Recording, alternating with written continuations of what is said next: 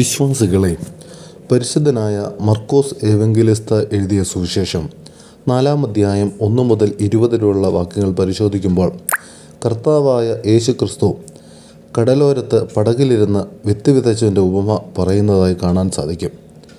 വിത്ത് ഒന്ന് തന്നെയാണ്, ദൈവവചനം. പക്ഷെ മണ്ണുകൾ വ്യത്യസ്തമാണ്. അതായത് നമ്മുടെ ഹൃദയങ്ങൾ.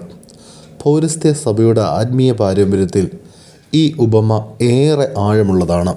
കാരണം ഇത് വചന ശ്രവണത്തെക്കുറിച്ചുള്ള ഒരു പഠനം മാത്രമല്ല, ഹൃദയ പരിവർത്തനത്തിൻ്റെ വിളി കൂടിയാണ്. 4 ചിന്തകൾ ഈ വേദവാക്യവുമായി ബന്ധപ്പെട്ട് നിങ്ങളുമായിട്ട് പങ്കിടുവാനായിട്ട് ആഗ്രഹിക്കുകയാണ്. 1. വഴിയരികിലെ മണ്ണ്, കഠിന ഹൃദയം. വിത്ത് വഴിയരികിൽ വീണു, പക്ഷികൾ വന്നു തിന്നു. ഇത് ദൈവവചനം കേൾക്കുമ്പോൾ ഉടനെ മറക്കുന്നവരെ സൂചിപ്പിക്കുന്നു. പ്രാർത്ഥന കേൾക്കുന്നു, പ്രസംഗങ്ങൾ കേൾക്കുന്നു, പക്ഷേ ഹൃദയം തുറക്കാത്തത് കൊണ്ട് കൃപ പ്രവേശിക്കുന്നില്ല. പരിശുദ്ധനായ ജോൺ ക്രിസോസ്റ്റം പറയുന്നുണ്ട്, ദൈവവചനം സ്വഭാവത്തിൽ ശക്തിയുള്ളതാണ്, പക്ഷെ അതിനെ സ്വീകരിക്കുന്ന ഹൃദയം കല്ലുപോലെയാകിയാൽ ഫലം ഉണ്ടാകുകയില്ല എന്ന്.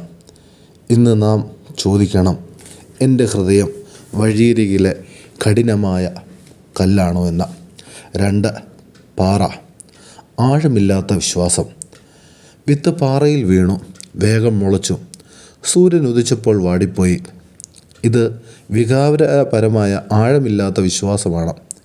സഭയിൽ ആവേശം ഉണ്ടാകാം, പക്ഷേ പരീക്ഷണം വന്നാൽ വീണുപോകും.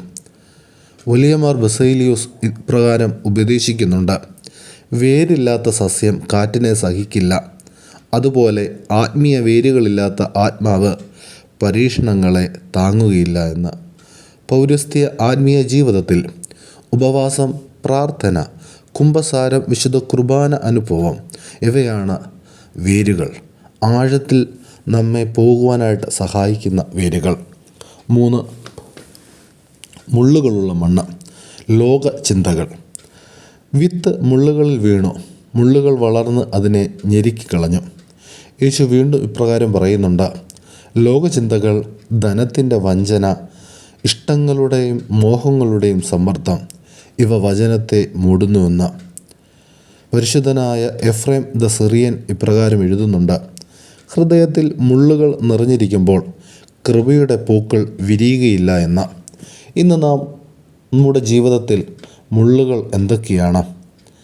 അമിതമോഹം, സോഷ്യൽ അംഗീകാരങ്ങൾ, അമിതമായ ആഗ്രഹങ്ങൾ, ആത്മീയ കാര്യങ്ങളെ മാറ്റിവെക്കൽ. 4. നല്ല മണ്ണ്, ഫലപ്രദമായ ഹൃദയം. വിത്ത് നല്ല മണ്ണിൽ വീണു, 30, 60, 100 ഇരട്ടിയായി ഫലം കൊടുത്തു.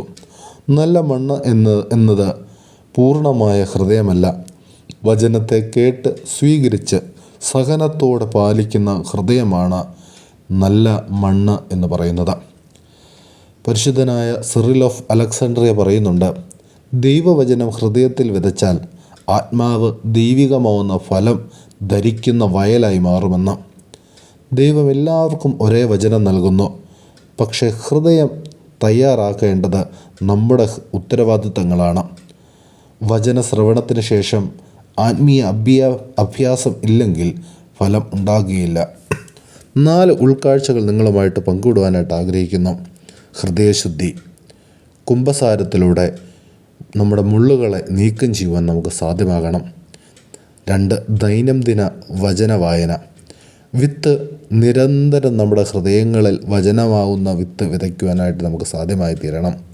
ഉപവാസം, കഠിന ഹൃദയം മൃദുവാക്കുന്ന ഒരു പ്രക്രിയയാണിത്. 4. വിശുദ്ധ കുർബാന, കൃപയുടെ മഴ ലഭിക്കുന്ന ശുശ്രൂഷയാണിത്. പ്രിയമുള്ളവരെ, വിത്ത് വിതച്ചവൻ ഇന്നും വിതയ്ക്കുന്നു. വിത്ത് ദൈവവചനം തന്നെയാണ്, മണ്ണ് നമ്മുടെ ഹൃദയവുമാണ്. അനുദിനം നമ്മുടെ പ്രാർത്ഥന ഇപ്രകാരമാകണം, കർത്താവേ, എൻ്റെ ഹൃദയം നല്ല മണ്ണായി രൂപാന്തരപ്പെടുത്തണമേ. നിൻ്റെ വചനം എൻ്റെ ഉള്ളിൽ വേരുറച്ച് ഫലം കായ്ക്കട്ടെ. ഇപ്രകാരം ഈ നോമ്പുകാലം നമ്മളെ യോഗ്യരാക്കട്ടെ എന്ന് പ്രാർത്ഥിക്കുന്നു. ദൈവം എല്ലാവരെയും അനുഗ്രഹിക്കുമാറാകട്ടെ.